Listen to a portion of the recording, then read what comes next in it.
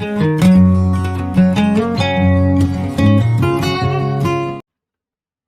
Everyone and welcome to your own channel Keshav Jha kings lab. तो आज हम लोग करने वाले हैं हमारे नोट मेकिंग का पार्ट 5। इससे पहले मैं 4 पार्ट ऑलरेडी अपलोड कर चुका हूँ और चैप्टर 1 2 3 4 भी कंप्लीटली अपलोड कर चुका हूँ। उसके प्लेलिस्ट का लिंक मैं डिस्क्रिप्शन बॉक्स में डाल दूंगा। जो हमारा पिछला वीडियो था पार्ट 4, उसके अंदर हमने क्या किया था, हमें एक पैसेज दिया हुआ था और हमने उस पैसेज से नोट्स बनाना सीखा था। ठीक है। हमारा आज का जो वीडियो है वो क्या है, उसमें हमें ऑलरेडी नोट्स दिए हुए हैं और उससे हम लोग क्या करेंगे, समरी बनाना सीखेंगे। क्योंकि हमारे 2 मार्क्स की तो समरी भी आएगी ना, 2 मार्क्स की तो समरी भी आएगी। तो नोट्स दिए हुए हैं, इससे हम लोग क्या करेंगे, समरी बनाना शुरू करेंगे। तो चलिए बिना किसी देरी के स्टार्ट कर लेते हैं। पहला क्या बोला हुआ है यहाँ पर, function of the year. Function of the year के अंदर हमारी क्या क्या बोली हुई है बात, कि sound travels as waves. Sound, ये साउंड ही होगा। देन दे रखा है EXT, ear gathers the waves. Okay. Waves are led to AC, क्योंकि ये एब्रीवेशंस वगैरह है तो हम लोग पढ़ लेंगे AC वगैरह का मतलब क्या, तब ज्यादा और बेटर होगा। AC includes loudness and moves waves to ear drum. Then दे रखा है parts of the ear drums are 3 tiny bones, that is hammer, anvil and stirrup. उसके बाद हमें बोला हुआ है कि change weak sound waves into powerful ones. Then हमें बोला हुआ है कि ear drum passes the waves to cochlea. Then हमें बोला हुआ है waves reach to Corti. Then एक और अगला पॉइंट दे रखा है, hair like receptors convert sound waves into elect impulses pass to the BRN, यानी ब्रेन ही होना चाहिए वैसे तो, and BRN allow us to hear the sound. ठीक है, हमें ये पूरा का पूरा दे रखा है। यहाँ पर हमें बताया हुआ है कि SND का मतलब साउंड है, EXT का मतलब एक्सटर्नल है, INC का मतलब इंक्रीज है, इलेक्ट का मतलब इलेक्ट्रिकल है, AC का मतलब ऑडिटरी कैनल था। ये इन्होंने क्या किया, इसको शॉर्ट कर दिया, इसका एक्रोनिम बना दिया। ईयर ड्रम तो सीधा ही समझ आ रहा था और ब्रेन भी सीधा सीधा ही समझ में आ रहा था।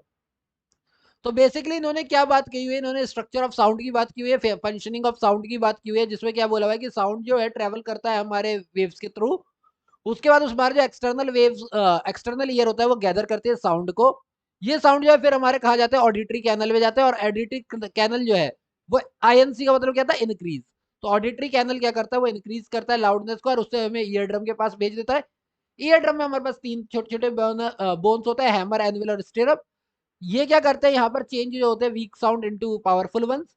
ईयर ड्रम देन क्लॉसेला के पास भेजता है, उसके बाद कॉर्टी के पास, उसके बाद हेयर लाइक रिसेप्टर होते हैं जो कि साउंड को इलेक्ट्रिकल इंपल्स में देते हैं, जो कि ब्रेन के पास जाता है और ब्रेन हमें सुनने के लिए करता है। तो जरा देख लेते, यही दे रखा होगा। क्या बोला हुआ है, sound travels in form of waves which the external ear gather.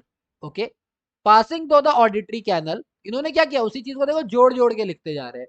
Which increases the loudness, these waves moves to the eardrum. The different part of the eardrums are hamel, anvil और stirrup.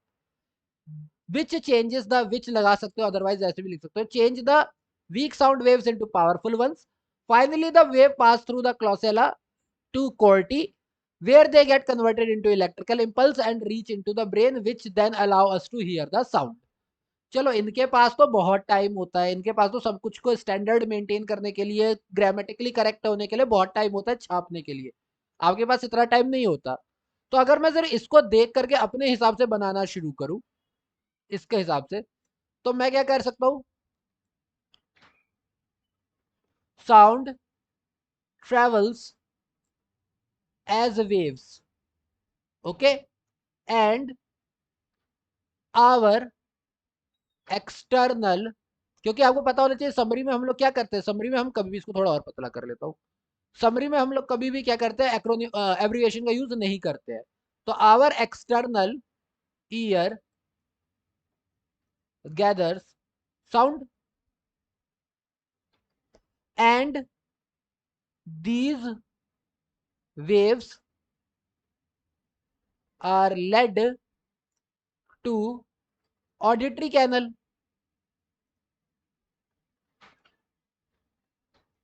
Okay, and after that moves to ear drum. देखो, उनके पास बहुत time है grammatically correct करने के लिए, आपको वो देखना जो आपको सीधा सीधा समझ में आ रहा है। ठीक है, जैसा आपने बनाया हुआ है। अब यहां से मैं इसके साथ ही साथ लिख देता हूं फुल स्टॉप के बाद क्या, दैट, दैट नहीं, दैट थोड़ी ना लिखोगे, फुल स्टॉप के बाद लिख सकते हैं ना, ear drum has 3 bones, part क्यों बोलेंगे, हम बोन्स ही बोलेंगे, विच इज, उनके नाम, they convert weak waves into, क्या करता है, into powerful ones, okay. After that eardrum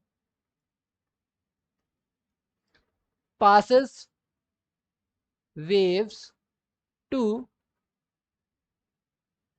cochlea, cochlea, which, sorry, यहाँ पर, which again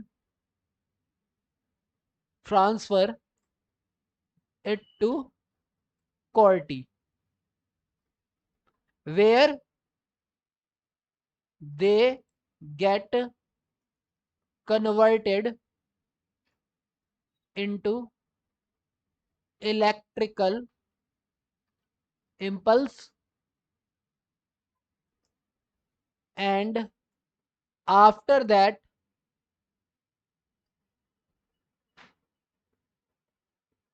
just a second, कुछ ज्यादा ही हाथ जा रहा है, after that they go to brain, which allow us to hear sound, and इस तरीके से हमने बना लिया। अब मुझे मालूम है यहाँ पर जगह के हिसाब से किया है मैंने, थोड़ा सा राइटिंग तो खराब है ही, पर आप लोगों को बोल के भी तो बताया है ना, तो बन गया ना। तो इसी तरीके से आपको क्या करना है, आपको जो बच्चे बहुत ज्यादा गलती क्या करते हैं, वो सोचते हैं कि हम समरी इस हिसाब से बनाए कि हमने पैराग्राफ पढ़ा और पैराग्राफ पढ़ के समरी बनाए, तो फिर तुमने नोट्स क्यों बनाए हैं। तो हमेशा याद रखना, आपको पैराग्राफ से नोट्स बनाने हैं और नोट्स से आपको ये समरी बनानी है, ठीक है। इंक्लूड ये सारा कर लेगी, पर आपको समरी नोट्स के थ्रू ही बनानी है, ठीक है। चलिए फटाफट एक सेकंड कर लेते हैं ताकि ज्यादा लंबा वीडियो ना हो। सेकंड वाला ये बोला हुआ है the importance of strategic planning, यानी कि हम जो प्लानिंग करते हैं उसमें स्ट्रेटेजी क्यों होना चाहिए। तो सबसे पहली बात बोलिए एसपी इंटेल्स, तो मेरे ख्याल से ये स्ट्रेटेजिक प्लानिंग के लिए ही होगा। क्या, plan of action, tool for large organisation and nation, ORG तो कितनी बार यूज किया है इसीलिए पता है मुझे। टूल फॉर आईएनडी सही, मुझे पता तो नहीं है, बट ऑर्गेनाइजेशन तो मेरे ख्याल से इंडस्ट्री होना चाहिए। इम्पोर्टेंट ऑफ, इम्पोर्टेंस होना चाहिए, importance of strategic planning for people, helps balance between passivity and trying to live accordingly, anesthesis to simply drifting, then smartness to embrace opportunity. Now, importance of strategic planning in business, providing knowledge about employees, maximum short long term investment, then fundamental steps of strategic planning, creating a plan, keeping tracks of results ही होगा ये तो, altering course based on results, then last दे रखा है how can we plan for complexities in life, so pick area of life which is the most challenged, यानी कि जहाँ पे सबसे ज्यादा दिक्कत होती है, जैसे बहुत सारे बच्चों को इंग्लिश में दिक्कत होती है और वो इंग्लिश को पढ़ना छोड़ देते थोड़ी ना काम चलेगा, चैलेंज को एक्सेप्ट भी करना पड़ेगा। Start planning for it when that area is stabilised, develop plan for another aspect, learn to develop skill in making the trade offs between the various aspects of life. इसके आपको यहाँ पर दे रखे हैं बहुत सारे एक्रोनिम्स है, वो दे रखे हैं, जैसे ओआरजी का ऑर्गेनाइजेशन हमें पता था, मैक्स का मतलब मैक्सिमम बोला था मैंने, पर मैक्सिमाइजेशन होता है। एसपी ये तो पता ही था, रिजल्ट्स पता ही था, इन्वेस्टमेंट पता ही था, डेवलप भी पता था, अकॉर्डिंग भी पता था, इंडिविजुअली पता था, बिटवीन भी पता था। तो बेसिकली इस पैराग्राफ में क्या किया हुआ है इन्होंने, हमें स्ट्रेटेजिक प्लानिंग के बारे में दे रखा है। तो मैं कह सकता हूँ strategic planning entails, that means strategic planning means a plan of action, and it is a tool for large organization and nation, also it is a tool for industries. Importance of strategic planning for people is very different, it actually helps to balance between the passivity and trying to live accordingly, and it has the antithesis of to simply drifting. We can also use smartness to embrace the opportunity. And there are certain importance of strategic planning in business, as it provides knowledge about the employees, and also it helps us to maximize the short and long term investment.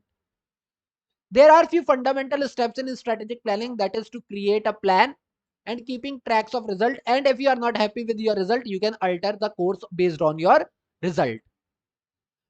To understand and to plan for complexity in our life, what we should do, we should choose the area which is most challenged, and we should start planning for it. And once it is stabilized and developed, then we can go to another aspect. We should start to learn and develop skill making trade-offs between the various aspects. ठीक है, ये मेरे हिसाब से मैंने ये बोला है। इनका देख लेते हैं।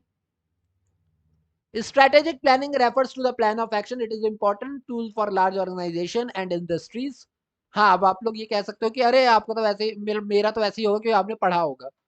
मैं लिटरली बोल दे रहा हूँ, हाँ मैं पढ़ सकता था, लेकिन मैंने पूरा पढ़ा हुआ नहीं है ये, क्योंकि रीजन ये, अगर मैं पढ़ूंगा तो मैं फ्रेश एक्सपीरियंस नहीं दे पाऊंगा यहाँ पर, और आपको वो रटा रटाया लगेगा। इसीलिए मैं खुद अभी आपके सामने मैंने ये पढ़ा है और उसके बाद मैं ये कर रहा हूँ। मैं घर में पढ़ सकता हूँ, दैट इज मेरे घर पे ही रहता है, मैं पढ़ सकता हूँ, बट फिलहाल मैंने पढ़ा नहीं है। ये मेरी सबसे बड़ी प्रॉब्लम है कि मैं वीडियो को कभी भी प्लान नहीं करता, मैं डायरेक्ट वीडियो बनाता हूँ। Strategic planning refers to a plan of action. It is an important tool used by the large organization or industries, nation and individual. It is important because it provides a balance between the passivity and living according to plan. Strategic planning leads to the smartness in embracing opportunities.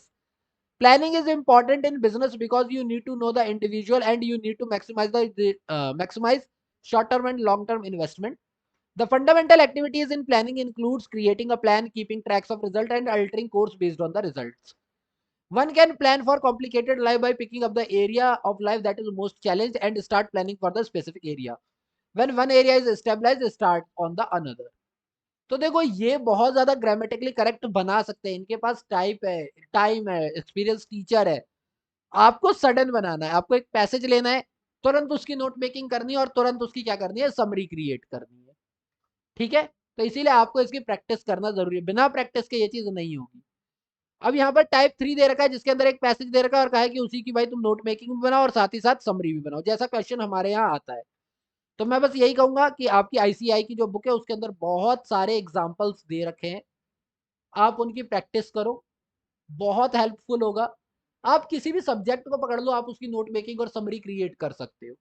तो आप examples करो, मतलब week में कोशिश करो कि आप पर वीक 2 से 3 कंप्रीहेंशन, 2 से 3 नोट मेकिंग और 2 से 3 प्रेसी तो कर ही लो। अगर आप वीक में 2-2 दिन भी चुनते हो, मान लो कि मंडे और वेडनेसडे आपने इसके लिए चुन लिया, मंडे और थर्सडे इसके लिए चुन लिया, मंडे और थर्सडे, इसके लिए आप ट्यूसडे और फ्राइडे चुन लो, इसके लिए आप वेडनेसडे और सैटरडे चुन लो। पर डे पर वीक अगर आपने 2-2 3-3 पे वर्क कर लिया ना, आपके लिए बहुत हेल्पफुल हो जाएगा। Okay, so that's been said, मैं यहाँ पर रैप कर रहा हूँ, रैप अप कर रहा हूँ हमारे पार्ट 5 का। साथ ही साथ मैं पूरे के पूरे चैप्टर 5 का भी यहाँ रैप अप कर रहा हूँ। हमारा चैप्टर 5 हम लोग बहुत अच्छे से पढ़ चुके हैं, इंट्रोडक्शन ले चुके हैं, हम लोग कैरेक्टरिस्टिक्स पढ़ चुके हैं, हम लोग इसको बनाने का तरीका सीख चुके हैं, हम लोग 2 पिछली वीडियोस में एग्जाम्पल्स कर चुके हैं, सॉरी पूरा एग्जाम्पल्स कर चुके हैं। तो इस वीडियो को मैं यहीं पर एंड करता हूँ। अगर आपको वीडियो अच्छी लगी हो तो प्लीज एक लाइक करें, अगर आपको लगता है कि ये वीडियोस दूसरों को भी देखनी चाहिए तो प्लीज शेयर करें, और अब तक अगर चैनल सब्सक्राइब नहीं किया तो चैनल सब्सक्राइब करें।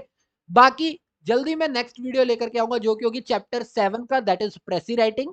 मैं उसके ऊपर लेकर के आऊंगा। 6th चैप्टर मैं आप लोगों को एंड में करवाऊंगा जब पूरा कोर्स हो जाएगा, क्योंकि वो चैप्टर वैसे भी हमें एग्जाम में नहीं पूछा जाता, वो एग्जाम के पॉइंट ऑफ व्यू से नहीं दिया हुआ है। ठीक है, तो वो चैप्टर मैं बाद में करवाऊंगा, फिलहाल मैं 7th चैप्टर स्टार्टिंग करवाऊंगा। ठीक है, okay, that's been said, be healthy, be safe, and thank you for your time.